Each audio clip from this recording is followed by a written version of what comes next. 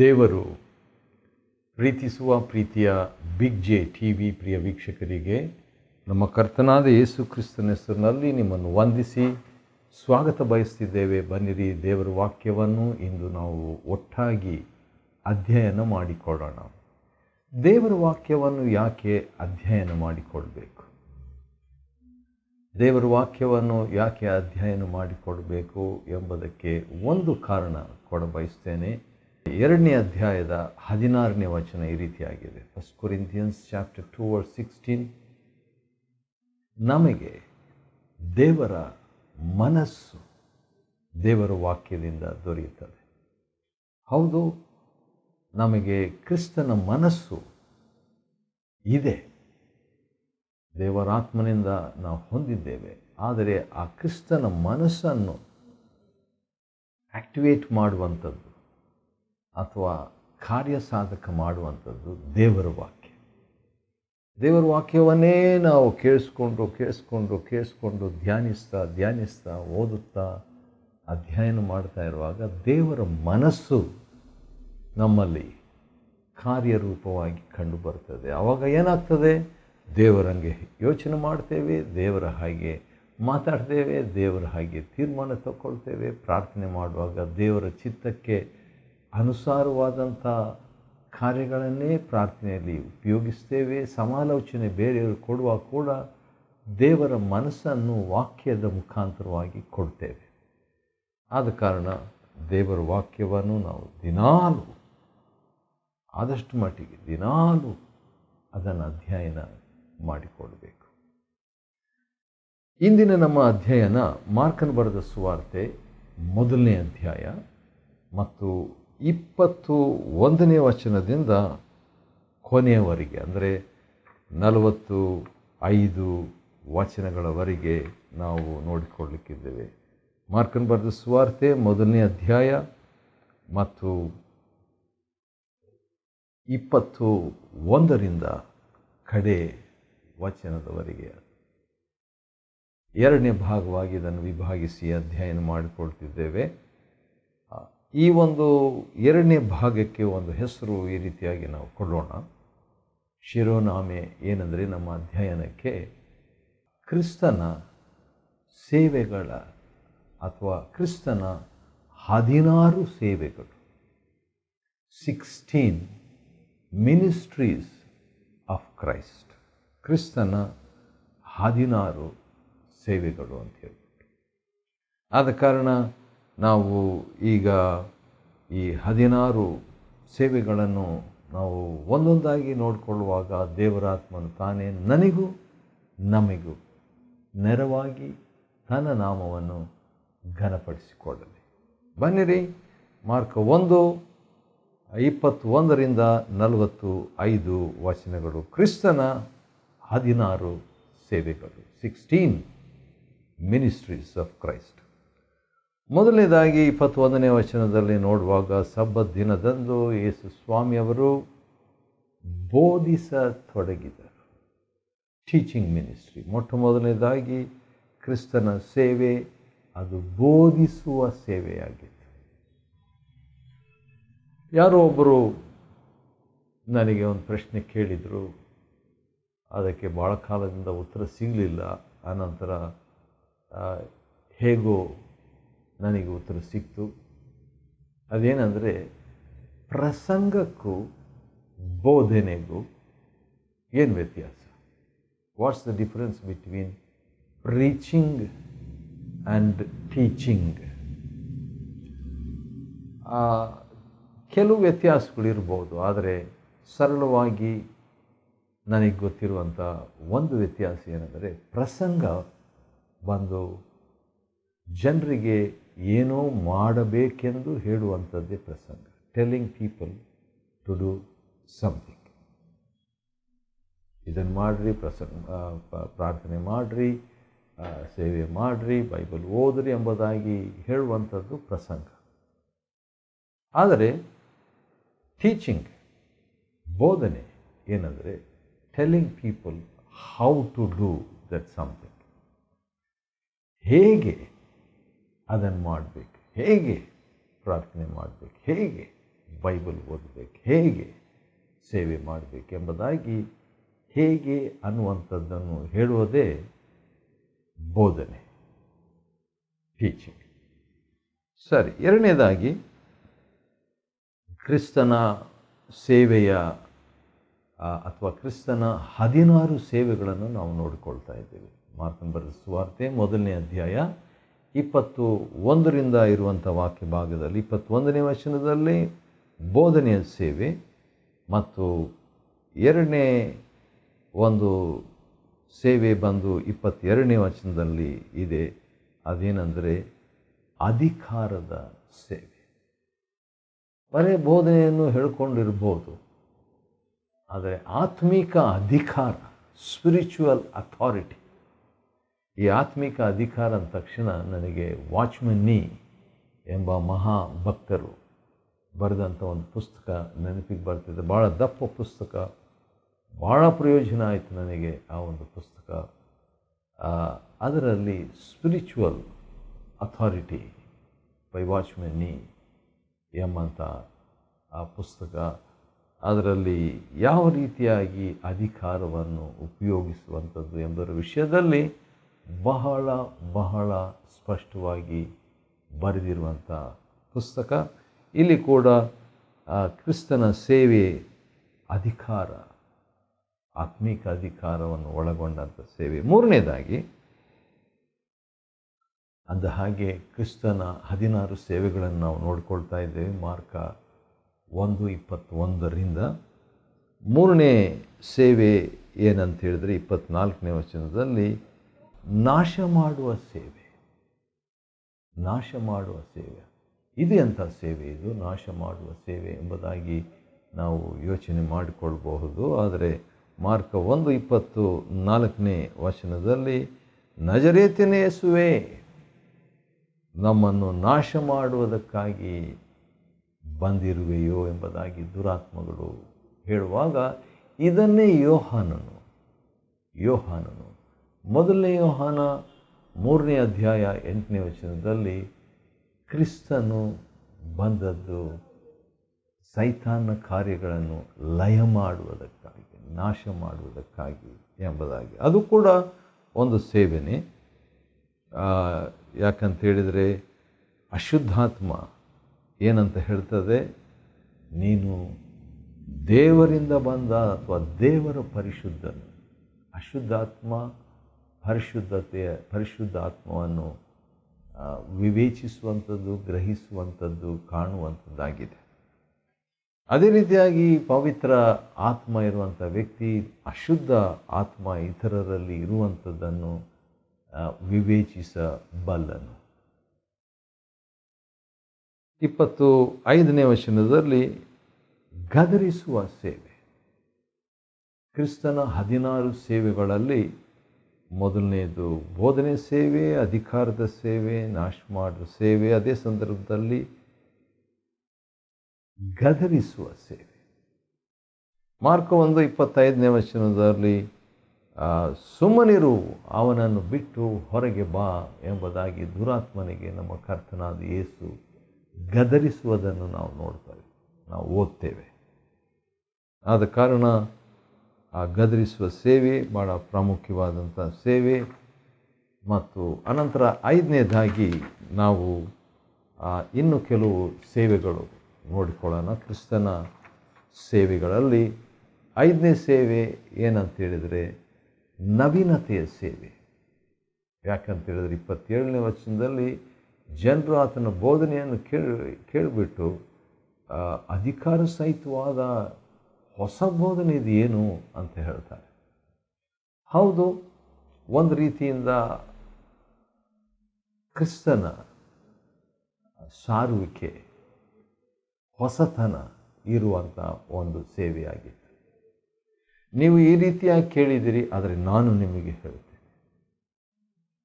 ಪೂರ್ವದಲ್ಲಿ ನಿಮಗೆ ಈ ರೀತಿಯಾಗಿ ಹೇಳಲಾಗಿತ್ತು, ಆದರೆ ನಾನು ನಿಮಗೆ ಹೇಳುವುದೇನೆಂದರೆ. ಹಾಗಾದರೆ ಆ ನವೀನತೆಯನ್ನು, ಹೊಸತನವನ್ನು, ತಾಜಾತನವನ್ನು ನಮ್ಮ ಕರ್ತನಾದ ಯೇಸು ತನ್ನ ಸೇವೆಯಲ್ಲಿ ತಂದದ್ದನ್ನು ನಾವು ನೋಡ್ತೇವೆ. ಅಪೊಸ್ತಲಕೃತ್ಯ 3:19 ವಿಶ್ರಾಂತಿಕರವಾದ ಕಾಲಗಳು ಒದಗಿ ಬರುವಂಥದ್ದು. ಅಂದರೆ ಪವಿತ್ರಾತ್ಮನು ಯಾವಾಗಲೂ ನಮಗೆ ವಿಶ್ರಾಂತಿಯ ನವೀನವಾದಂಥ ಪ್ರಕಟಣೆಗಳನ್ನು ರೆವಲೇಷನ್ಸ್ ನಮಗೆ ಕೊಡುವುದರಲ್ಲಿ ಅದು ಪ್ರಕಟಣೆಯ ಸೇವೆ ಅಂತ ಕೂಡ ಹೇಳ್ಬೋದು. ಅದೇ 27ನೇ ವಚನ ಮಾರ್ಕನ ಸುವಾರ್ತೆ 1:27 ಕೊನೆಯ ಭಾಗದಲ್ಲಿ ಅವರು ಆಶ್ಚರ್ಯಪಟ್ಟು ಈತನಿಗೆ ಅಶುದ್ಧಾತ್ಮಗಳು ವಿಧೇಯವಾಗುತ್ತವಲ್ಲ ಅಂತ ಹೇಳ್ಬಿಟ್ಟು. ಹೌದು, ಕ್ರಿಸ್ತನ ಸೇವೆಯ 6ನೇ ಸೇವೆ ಏನಂದರೆ ದುರಾತ್ಮಗಳ ವಿಧೇಯತೆ. ಹೌದು, ಇದು ಭಾಳ ಪ್ರಾಮುಖ್ಯ. ಇದನ್ನೇ ಲೂಕ 10ರಲ್ಲಿ ಶಿಷ್ಯರು ಬಂದು ದೆವ್ವಗಳು ನಮಗೆ ಅಧೀನವಾಗ್ತದೆ ಅಂತೇಳಿ ಆಶ್ಚರ್ಯದಿಂದ ಸೇವೆಯಲ್ಲಿ ಕಂಡಂಥ ಅನುಭವವನ್ನು ವರದಿ ನೀಡಿದರು. ಇಲ್ಲಿ ಕರ್ತನು ಕೂಡ ಅಂಥ ಒಂದು ಅನುಭವವನ್ನು ಹೊಂದಿದ್ದನ್ನು ನಾವು 27ನೇ ವಚನ ಮಾರ್ಕ್ 1ರಲ್ಲಿ ನಾವು ನೋಡ್ತೇವೆ. ಅಂದ ಹಾಗೆ ನಾವು ಕ್ರಿಸ್ತನ 16 ಸೇವೆಗಳನ್ನು ಮಾರ್ಕ್ 1:21ರಿಂದ 45 ವಚನಗಳಲ್ಲಿ ನೋಡಿಕೊಳ್ತಿದ್ದೇವೆ.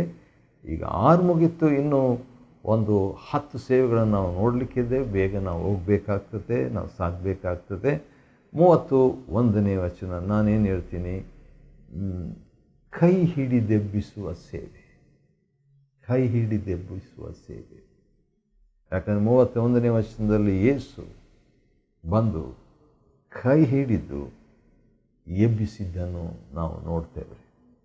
ಹೌದು, ಸೀಮೋನನ ಅತ್ತೆ ಅಸ್ವಸ್ಥತೆಯಿಂದ ಜ್ವರದಿಂದ ಇರುವಾಗ ಕರ್ತನು ಕೈ ಹಿಡಿದು ಎಬ್ಬಿಸಲು ಜ್ವರವು ಆಕೆಯನ್ನು ಬಿಟ್ಟು ಹೋಯಿತು ಮತ್ತು ಆಕೆಯು ಅವರಿಗೆ ಉಪಚಾರ ಮಾಡುವಂತೆ ಆಯಿತು. ಹೌದು, ಆಶ್ಚರ್ಯ, ನಮ್ಮ ಕರ್ತನು ಕೈ ಹಿಡಿದು ಎಬ್ಬಿಸುವ ಸೇವೆ.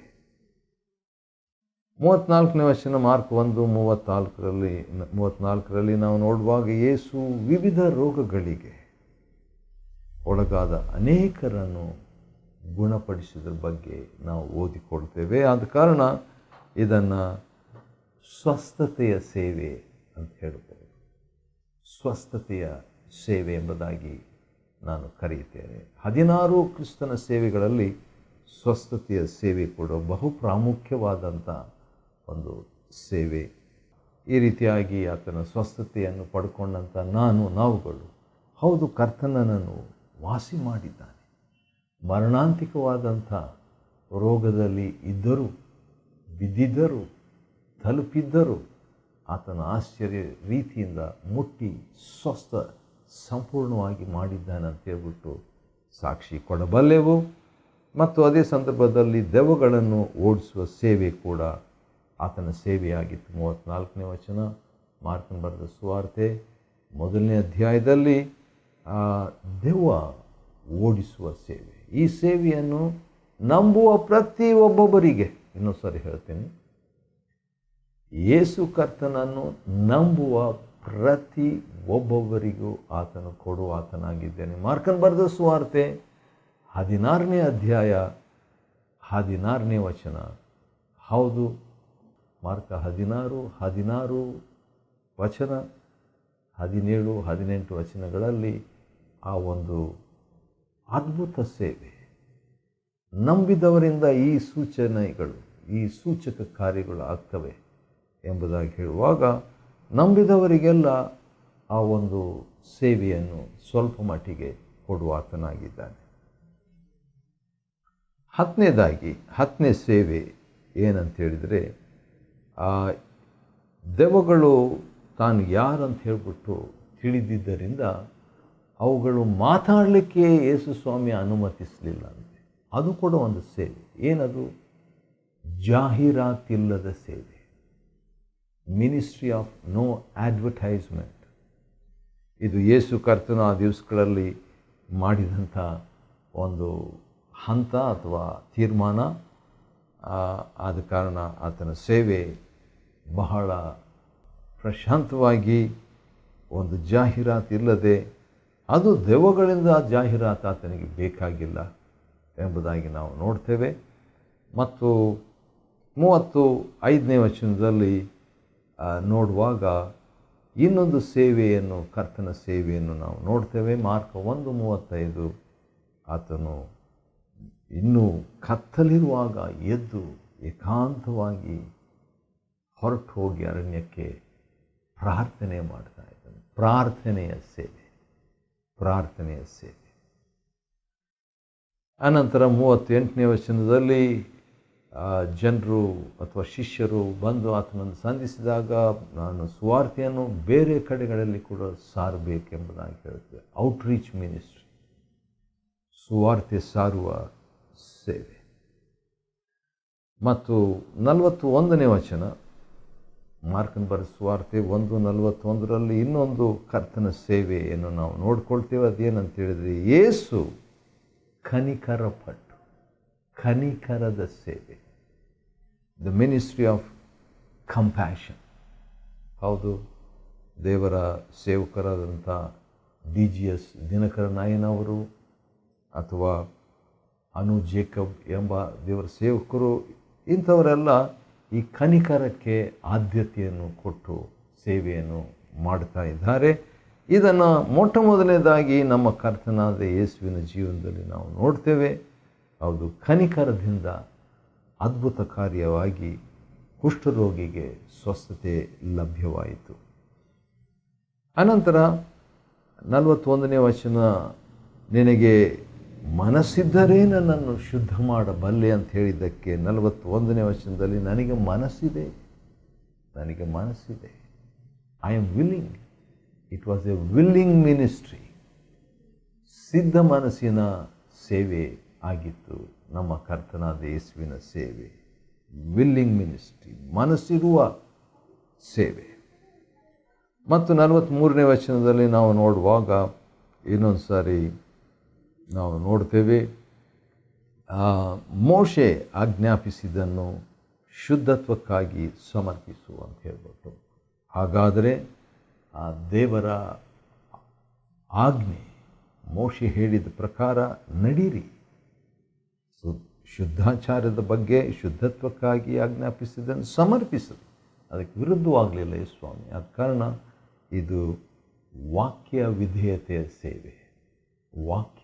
ವಿಧೇಯತೆಯ ಸೇವೆಯಾಗಿತ್ತು. 15 ಕೊನೆಯದಾಗಿ ನಾವು ನೋಡುವಾಗ, ಯೇಸು ಸ್ವಾಮಿ ಪಟ್ಟಣದಲ್ಲಿ ಅಥವಾ ಊರೊಳಗೆ ಬಹಿರಂಗವಾಗಿ ಹೋಗ್ಲಿಕ್ಕಾಗಲಿಲ್ಲ. ಯಾಕಂದರೆ ಯಾರಿಗೂ ಹೇಳಬೇಡ ಅಂತ ಹೇಳಿದರೆ ಜನರು ಏನು ಮಾಡಿದರು, ಎಲ್ಲ ಕಡೆಗಳಲ್ಲಿ ಈ ರೋಗಿ, ಕುಷ್ಠರೋಗ ವಾಸಿಯಾದಂಥ ವ್ಯಕ್ತಿ ಹೋಗಿ ಎಲ್ಲ ಕಡೆ ಹೇಳಿದಾಗ ಏನಾಗ್ಬಿಡ್ತು, ಭಾಳ ಜನರು ಭಾಳ ಕಡೆಗಳಿಂದ ಬಂದುಬಿಟ್ರು. ಬಂದಾಗ ಯೇಸು ಸ್ವಾಮಿಗೆ ಬಹಿರಂಗವಾಗಿ ಸೇವೆ ಮಾಡಲಿಕ್ಕಾಗಲಿಲ್ಲ, ಊರೊಳಗೆ ಹೋಗ್ಲಿಕ್ಕಾಗಲಿಲ್ಲ, ಜನರು ಬರ್ತಾಯಿದ್ರು. ಆವಾಗ ಯೇಸು ಸ್ವಾಮಿ ಏನು ಮಾಡಿದರು, ಅರಣ್ಯ ಪ್ರದೇಶಗಳಲ್ಲಿ ಇದ್ದನು. ಮಾರ್ಕ 1:45 ಅರಣ್ಯ ಪ್ರದೇಶಗಳಲ್ಲಿ ಇದ್ದನಂತೆ. ಅದೇನು ತೋರಿಸ್ತದೆ, ಯೇಸು ಸ್ವಾಮಿ ಅಡ್ಜಸ್ಟ್ ಮಾಡಲಿಕ್ಕೆ, ಅಂದರೆ ಹೊಂದಿ ಹೋಗಲಿಕ್ಕೆ ಮನಸ್ಸು ಮಾಡಿದನು. ಹೊಂದಿ ಹೋಗುವ ಸೇವೆ. ಹೀಗೆ ಮಾಡಬೇಕಂತ ಅದು ಅಡ್ಡಿ ಬಂತಂದರೆ ಆಯಿತು, ಬೇರೆ ರೀತಿಯಿಂದ ಮಾಡ್ತೀನಿ ಎಂಬಂಥ ಸ್ಥಿತಿಸ್ಥಾಪಕ ಒಂದು ಫ್ಲೆಕ್ಸಿಬಲ್ ಮಿನಿಸ್ಟ್ರಿ ಎಂಬುದಾಗಿ ಹೇಳ್ಬೋದು. ಈ ರೀತಿಯಾಗಿ ಮಾರ್ಕನ ಬರೆದ ಸುವಾರ್ತೆ 1ನೇ ಅಧ್ಯಾಯ 21ರಿಂದ 45 ವಚನಗಳವರೆಗೆ ಇರುವಂಥ ವಾಕ್ಯ ಭಾಗವನ್ನು ಅಧ್ಯಯನ ಮಾಡಿಕೊಳ್ಳುವಂತೆ ದೇವರು ಕೊಟ್ಟ ಕೃಪೆಗಾಗಿ ಆತನಿಗೆ ಸ್ತೋತ್ರವಾಗಲಿ. ದೇವರು ನಿಮ್ಮನ್ನು ಆಶೀರ್ವದಿಸಲಿ.